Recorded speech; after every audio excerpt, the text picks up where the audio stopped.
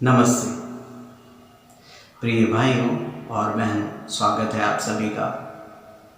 सबसे पहले तो दिवाली की बहुत ढेर सारी शुभकामनाएं और ऐसी आशा हम जरूर रखते हैं कि हम सभी ने बाहर दिए जलाए होंगे, उसका प्रकाश चारों ओर फैल रहा होगा।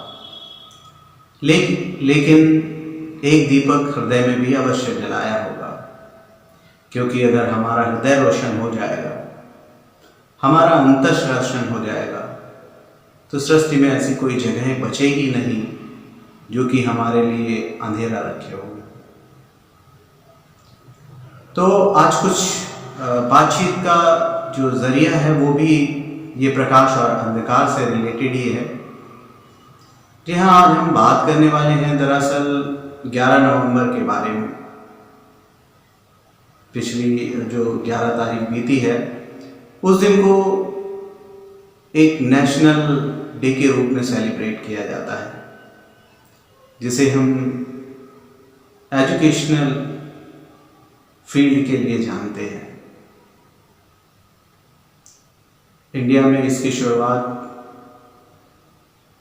2008 में हुई, जिसे भारत के पहले एजुकेशन मिनिस्टर कलाम साहब की याद में इसे मनाया जाता है। उन्होंने शिक्षा के क्षेत्र में बहुत सारे कार्य किए। उन्होंने कहा कि हमें दरअसल 14 साल की उम्र के बच्चों तक के लिए एजुकेशन पूरी तरह से मुफ्त कर देनी चाहिए। तो उस डायरेक्शन में हम आगे बहुत ज़्यादा बात नहीं करेंगे। बेसिकली जो हमारा मुद्दा है, जिन चीज़ों ने इस दिन को, इस वीडियो को बनाने के लिए अपील किया है, उस चीज़ के बारे में मैं आप लोगों का ध्यान आकर्षित करना चाहूँगा। दरअसल आज हम जो एजुकेशन के मायने समझ बैठे हैं, वो शायद काफ़ी गलत है। ये कई तरह के माध्यम जो हमारे आसपास फैले हुए हैं, हमारे दिमाग को शायद दूसरे डायरेक्शन में इन लोगों ने मोड़ दिया है। तो दो तरफ के सिनेरियो को आज हम लेकर एक बात कहने की कोशिश करेंगे, और बात समझ में आती है तो इस दिशा में हम कुछ कार्य भी अवश्य करेंगे। हम सबसे जो भी हो सकेगा, जितना भी हो सकेगा, उस तरफ एजुकेशन की तरफ हम जरूर कुछ कार्य करने का काम करेंगे, क्योंकि बिना एजुकेशन के कोई भी चीज़ संभव नहीं है। तो दरअसल इसकी शुरुआत करते हैं हम बिल्कुल एकदम सिंपल सी बातचीत को लेकर, कि मान लेते हैं 2 तरह के स्कूल हैं हमारे इस समाज में। पहले तरह का स्कूल है वो गांव का प्राइवेट स्कूल या सरकारी स्कूल। दूसरे हैं वो शो कॉल्ड नेशनल और इंटरनेशनल स्कूल। मैं यहाँ पर विनम्र भाव से ये ज़रूर कहना चाहूँगा कि यहाँ पर हम बेसिकली किसी को नीचा दिखाने की बात नहीं कर रहे हैं, बस चीज़ों को समझने की एक बात कह रहे हैं। और सभी लोगों से मेरी तो यही गुजारिश है कि इस तरफ विचार अवश्य करें। तो खैर, अब मुद्दे पे आते हैं। बेसिकली अगर आप एक सरकारी स्कूल, गांव के स्कूल में या प्राइवेट स्कूल को ले लें, जो कि एक साधारण सा स्कूल है, तो वहाँ अपने बच्चों को कौन पढ़ाता है? ज़्यादातर वो लोग जो कि गरीब हैं, जिनके पास पैसा कम है। तो क्या इसका मतलब है गरीबी से संबंध एजुकेशन से है? क्या जिनके पास पैसा कम होता है वो लोग अशिक्षित होते हैं? शिक्षा का दरअसल मतलब क्या है?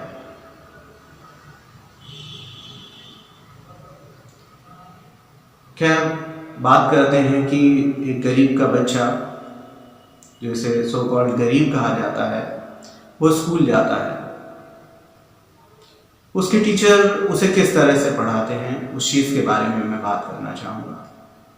कि एक छोटा बच्चा है, जब वो स्कूल जाना शुरू करता है तो उसे मान लेते हैं कि टीचर को फूलों के बारे में पढ़ाना है, तो एक गुलाब का फूल लेते हैं और उसी से उसको पढ़ाते हैं, क्योंकि पढ़ाने का सबसे अच्छा जरिया उनके पास यही है। क्योंकि कहते हैं कि एजुकेशन के लिए विजुअल इफेक्ट्स भी बहुत मायने रखते हैं। तो क्योंकि गुलाब का फूल बहुत इजीली अवेलेबल हो जाता है, तो उस गुलाब के फूल को कक्षा में लेकर आते हैं और बच्चों को दिखाते हैं। बच्चे क्योंकि बहुत क्यूरियस होते हैं, वो हर तरह से उसको समझने की कोशिश करते हैं। तो एक बच्चे को ले लें और टीचर उससे इसे देकर उसको खुद ही इसको समझने की कोशिश करने के लिए कहता है कि ये फूल है, इसे आप देखिए। तो देखिए, जो सीखने की जो सबसे बेहतरीन और शानदार प्रक्रिया है वो है हमारे सेंसेस। जितने ज़्यादा सेंसेस हमारे इन्वॉल्व होंगे सीखने में, उतनी ही ज़्यादा मजबूत नींव होगी हमारी।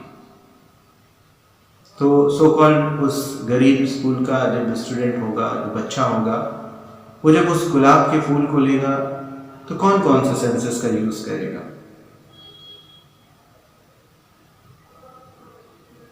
शायद वो सबसे पहला वो स्पर्श करके उसे देखना चाहेगा कि ये कैसा लगता है। दूसरा, वो उसे चारों तरफ घुमाकर वो देखना चाहेगा अपनी आंखों की मदद से कि इसका रंग कैसा है, ये कैसा दिखता है। अगले सेंस का वो यूज करेगा, अपनी नाक से उसे सूंघ कर भी देखेगा कि इसकी खुशबू कैसी है, ये कैसा लगता है। क्योंकि वो बच्चा है और अभी तक हमने अनावश्यक पार्ट उसे नहीं पढ़ाए हैं, तो उसे वो टेस्ट करके भी देखना चाहेगा, यानी उसे खा के भी देखेगा कि ये कैसा लगता है। यानी 5 जो हमारी ज्ञानेंद्रियां हैं, उसमें से उसने 4 ज्ञानेंद्रियों का अपना बेहतर तरीके से उसका इस्तेमाल करके उसने देखा। अब आइए चलते हैं इसी चीज को लेकर एक नेशनल और इंटरनेशनल स्कूल में, जहां पर सो कॉल्ड अमीरी के लिए, क्योंकि लोगों ने एक मसौदा बना रखा है, चीज़ों को इस तरह से बना रखा है, बच्चे को धूल न लग जाए, बच्चे को मिट्टी न लग जाए। बच्चों के लिए बड़े बड़े थिएटर्स बना रखे गए हैं, बड़े बड़े टीवी रूम बना रखे गए हैं, उनको तरह तरह के वीडियोस के जरिए पढ़ाने का और बताने का काम किया जा रहा है। तो उस तरफ जरा हम चलते हैं और देखते हैं कि वो कैसे सीख रहा है। अब वो फूलों के बारे में समझाते हैं तो एक वीडियो के जरिए उनको समझाया जाता है। अब वो विश्व के किसी भी कोने का एक फूल हो सकता है, उसे वो लेते हैं और एक वीडियो के जरिए उसे बताने की कोशिश करते हैं। अब सोचिए, एक वीडियो में किसी चीज को समझने के लिए हम कितने सेंसेस का यूज कर सकते हैं? 2 या शायद 1 ही। वो क्या है? देखना। बाकी और किसी सेंसेस का हमने यूज नहीं किया। तो इस दशा में क्या होगा? हम बच्चों को दरअसल क्या दे रहे हैं? क्या हम कमजोरी और डर परस रहे हैं, या हम ताकत और हिम्मत दे रहे हैं? हम उन्हें एकजुट होना सिखा रहे हैं या उन्हें अलग अलग होना सिखा रहे हैं? क्या हम उन्हें फिजिकल तौर पे कमजोर बना रहे हैं या ताकतवर बना रहे हैं? ज्यादा अनुभव किसके पास होगा? उस गांव के बच्चे के पास में या हमारे इन so called national international school में पढ़ने वाले बच्चों के पास में।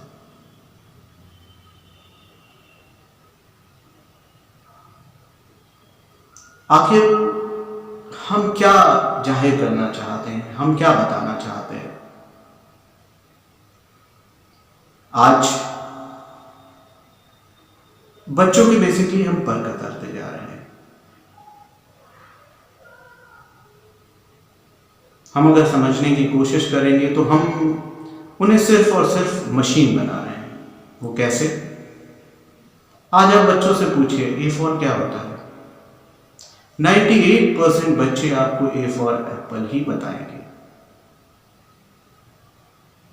उनकी नींव जब ऐसी है तो आगे चलकर वो क्या करने वाले हैं? सिर्फ एक रट रट के वो पास होने वाले हैं। जो उनमें क्रिएटिविटी है वो हम धीरे धीरे जीरो करते जाते हैं। हम उन्हें रट्टू तोते की तरह बना देते हैं, एक बुद्धू बक्से की तरह बनाते जा रहे हैं। ये बहुत अच्छी बात है कि लोग नेशनल और इंटरनेशनल स्कूल में अपने बच्चों को इसलिए पढ़ाते हैं क्योंकि वो चाहते हैं कि उनके बच्चे राजकुमारों की तरह पले, उनमें वो सारी चीज़ें हों। हर पिता अपने बच्चों के लिए यही सोचता है और यही हमेशा कामना रखता है, लेकिन किस कीमत पर? क्या उनके स्वास्थ्य की कीमत पर या सोच को उनकी कुंद कर देने की कीमत पर? क्योंकि अगर राजकुमार के बारे में अगर हम विचार करते हैं तो हमें पुरानी पौराणिक कहानियां याद आती हैं, जहां पर अगर उस चीज़ के बारे में सीखें और समझने की कोशिश करें और याद करने की कोशिश करें तो उस समय गुरुकुल हुआ करते थे। उन गुरुकुलों का असल में मतलब क्या था? क्यों वहाँ पे सब चीज़ें राजकुमारों को भी वैसे ही करनी पड़ती थी? उन्हें नंगे पांव रहना पड़ता था, कम से कम कपड़े लगते थे और एक ऋषि जैसी मर्यादा में और जैसे अनुशासन में रहता है उसी तरह से अनुशासन में उनको रहना होता था,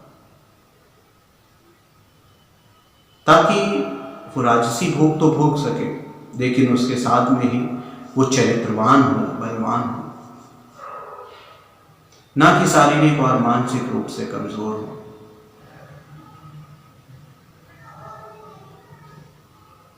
तो ये तो बहुत संक्षिप्त में मैंने बात अपनी कही है, बाकी एक बार इस पर विचार अवश्य करिए, क्योंकि आगे हम अपनी पीढ़ियों को यही सब देने जा रहे हैं। ये हमारे ऊपर निर्भर करता है कि ये हम कुछ अच्छा बताना चाहते हैं, कुछ अच्छा देना चाहते हैं, या मायूसी, डर, घृणा और कमज़ोर बनाना चाहते हैं। असल में एजुकेशन का आपके हिसाब से मतलब क्या है? तो खुद विचार कीजिए और अब मुझे दीजिए इसी के साथ में इजाज़त। धन्यवाद। फिर मिलेंगे अगले वीडियो में, तब तक हंसते रहिए, मुस्कुराते रहिए और चीज़ों को नए तरीके के परिप्रेक्ष्य में देखते रहिए, विचार करते रहिए। धन्यवाद।